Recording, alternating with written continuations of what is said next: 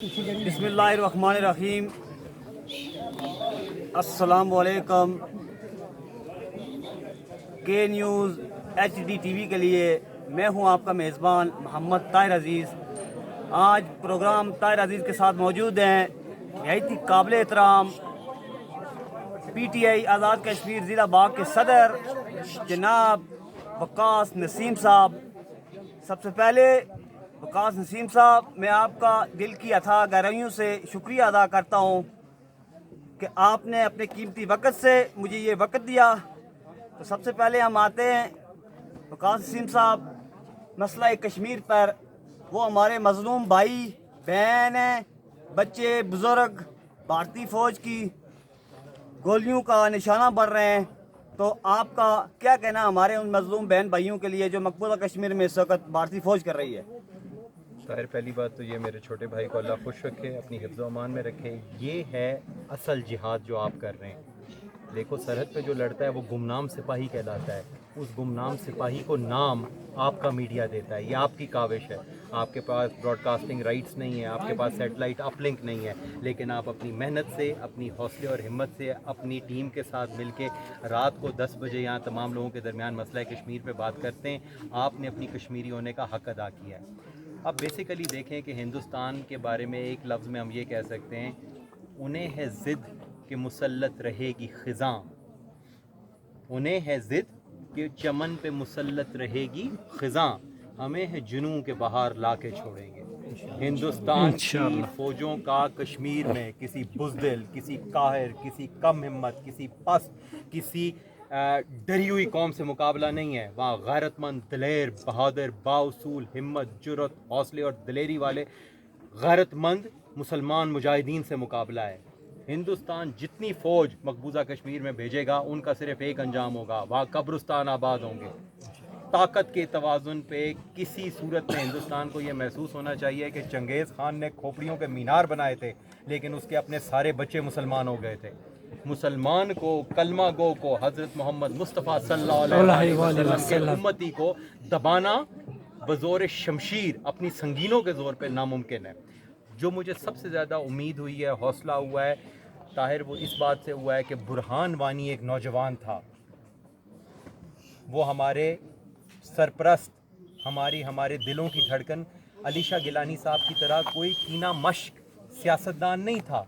मागरे साहब वो एक नौजवान लड़का था, 21वीं सदी का था, जिसे हिंदुस्तान की रियासती जबर ने, जुल्म ने, बर्बरियत ने, दरिंदगी ने अपने आप से दूर किया। और नतीजा ये हुआ कि उसकी वफ़ात से जो शोला जला था, आज कश्मीर का हर बेटा, हर बेटी मुजाहिद है, इस्लाम का सिपाही है और हिंदुस्तान के सामने सीसा पिलाई हुई दीवार की तरह खड़ा है। ये पैलेट गन इस्तेमाल करें, ये बोफर्स की गन इस्तेमाल करें, ये राइफ़ल के जेट इस्तेमाल करें, उनको ये पता होना चाहिए कि हमने पानीपत के मैदानों में उनके गुरूर को जब सरनगू किया था, जब हमने लाल किला दिल्ली में बनाया था, तो वो अपनी अददी बर्तरी की वजह से नहीं बनाया था ताहिर साहब, वो हमने अपनी क़ुव्वत ईमानी के ज़ोर पे बनाया था।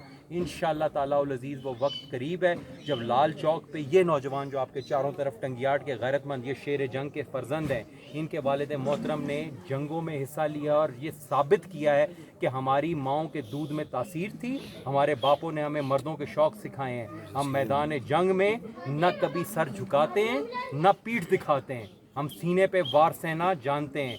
हम कबूल करते हैं कि ज़मीन के नीचे सोना ज़मीन के ऊपर झुकने से बेहतर है। ताहिर, इंशाअल्लाह ताला कश्मीर की आज़ादी नोश्ता दीवार है इंशाअल्लाह। इसके साथ साथ मैं आपसे थोड़ी सी, मुझे पता है कि आप इस वक्त बहुत कीमती वक्त आपका कहीं जा रहे हैं, तो आप हमारे कुछ भाइयों को एहतियाती तदबीर के हवाले से भी बताएं, क्योंकि वो भी एक अभी हम जंग ही लड़ रहे हैं कोरोना वायरस की। तो हमारे जो भाई आपको देखेंगे, सुनेंगे, तो आप क्या पैगाम देना चाहेंगे अपने भाइयों को? ताहिर, मैं शर्मिंदा हूँ कि SOP की जिस तरह से हुकूमत वक्त ने हमें तायद की है, हिदायत दी है, उस पर थोड़ी सी मुझ में भी कमी कोताही है, जिसके लिए मैं इंतहाई शर्मिंदा हूँ। एक अच्छा इंसान वो है जो गलती करके गलती पे डट ना जाए, बल्कि अपनी गलती कबूल करे कि ये गलत है। مجھے خدا بزرگ و برتر کی ذات پہ یقین ہے، کیونکہ ہم لوگ پہاڑی علاقوں کے رہنے والے لوگ ہیں اور ہمارے لوگوں کے اندر قوت مدافعت، کیونکہ ہم خالص غذا کھاتے ہیں، ہم ڈبے کا دودھ پی کے جوان نہیں ہوئے، ہم نے اپنی کشمیری ماؤں کی چھاتی سے دودھ پیا ہوا ہے، تو ہمارے اندر قوت مدافعت بہتر ہے. ہاں لیکن وبا بیماری اللہ کی طرف سے ہے، اس کے لیے بہترین احتیاط یہ ہے کہ اس کو اپنے گھر پہ نہ لے کے آئیں. جتنا باہر جائیں گے، جو حکومت ایس او پی دیتی ہے، چاہے وہ پی ٹی آئی کی دے، مسلم لیگ نون کی دے، یا کراچی میں پیپلز پارٹی کی دے، وہ اجتماعی فلاح و بہبود کی ہے، اس پہ ہمیں منوان قبول کرنا چاہیے اور کوشش یہ کرنی چاہیے کہ بہترین انداز میں اگر کوئی بندہ بیمار ہو جائے تو اس کو چھپایا نہ جائے، وہ حکومت کو رپورٹ کیا جائے. کیونکہ وجہ یہ ہوتی ہے لوگ چھپاتے ہیں کہ پتہ نہیں 11ویں دن انجیکشن لگاتے ہیں، یہ کرتے ہیں، کوئی ایسی کہانی نہیں ہے. آپ جائیں اپنے آپ کو کوارنٹین کر دیں، ورنہ آپ گھر میں رہیں گے، آپ سے آپ کے بچوں کو، بیوی کو، ماں باپ، بہن بھائی سب کو لگے گا، علاقہ پورا افیکٹ ہوگا. اس لیے بہتر ہے کہ اگر کسی بندے کو یہ بیماری لگ جاتی ہے خدا نخواستہ تو وہ فوراً اس کو رپورٹ کرے، سینکشنڈ فزیشین کے پاس جائے اور جو کوارنٹین کے مراحل ہیں ان کو پورا کرے، اور انشاءاللہ تعالیٰ العزیز ہمیں اس وبا سے بھی اللہ تعالیٰ کی ذات ہمیں محفوظ رکھے. بہت شکریہ جی. اب میں آپ سے لاسٹ سوال کروں گا. میں آپ سے یہ پوچھنا چاہتا ہوں کہ میرے اس چینل کے تھرو آپ اپنے لوگوں کو کیا پیغام دینا چاہتے ہیں، کیونکہ ابھی اس وقت آپ ایک